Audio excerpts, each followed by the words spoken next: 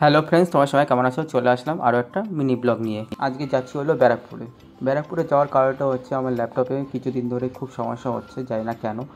তার জন্যই অর্ঘ্যকে ফোন করলাম যে আমার ল্যাপটপে একটু প্রবলেম হচ্ছে, একটু ঠিক করে দিতে পারবি? তারপরে ও বললো ঠিক আছে, আমাদের বাড়িতে চলে আয়, তারপরে আমি দেখছি কী করা যায়।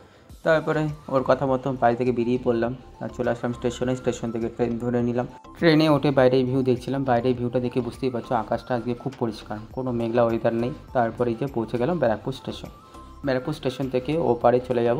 ওপারে গিয়ে অটো ধরবো, অটো ধরে তারপর চলে যাব শেওড়াফুলি ঘাটে। এই যে চলে এসেছি ঘাটে। এই ঘাটটাকে কী বলে জানি না, কিন্তু ওপারে ঘাটটাকে বলে শেওড়াফুলি ঘাট, কিন্তু এই ঘাটটা যে কী বলে জানি না। তারপর এখানে এসে একটা জিনিস অবাক হলাম, এখানে গঙ্গার জল প্রচণ্ড পরিমাণে বেড়ে গেছে, মানে দেখে পুরো অবাক। তারপরে লঞ্চ চলে আসলো, তারপরে লঞ্চে উঠে পড়লাম। লঞ্চে ওঠার পর অর্ঘ্যকে ফোন করলাম, বলছে এই তো চলে এসেছি, এবার কি করব।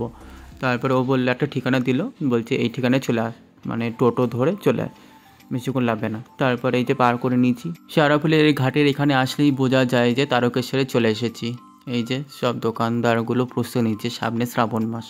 আর এখানে এত পুলিশ কেন সেটা বুঝতে পারছিলাম না। প্রচুর চারিদিকে খালি পুলিশ, মানে এত ঘোরাঘুরি করছে কেন। তারপর ভাবলাম অর্ঘ্যকে গিয়ে জিজ্ঞেস করব। তারপর টোটো ধরে চলে আসলাম, বেশিক্ষণ লাগেনি, 2 মিনিট মতো লেগেছে ওদের বাড়ি আসতে।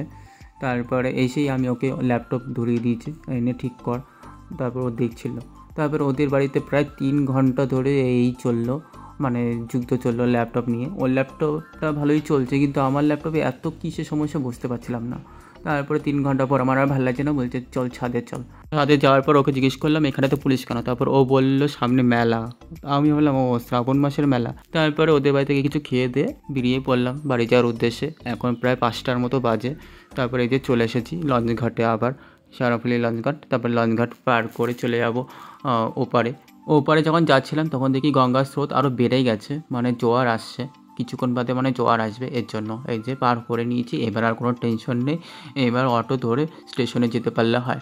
তারপরে এই কিছুক্ষণ পরে এই যে স্টেশনে চলে আসলাম, এই যে ব্যারাকপুর। এখন ব্যারাকপুর স্টেশনে এসে প্রায় 1 ঘন্টা খানিক মতো বসেছিলাম, মানে আমি কাইলানপুরে গাড়ি রেখে এসেছি। মানে রানাঘাট যাওয়ার ট্রেন অ্যাভেলেবেল পাচ্ছি, কিন্তু কাইলানপুর যাওয়ার কোনো ট্রেন পাচ্ছি না।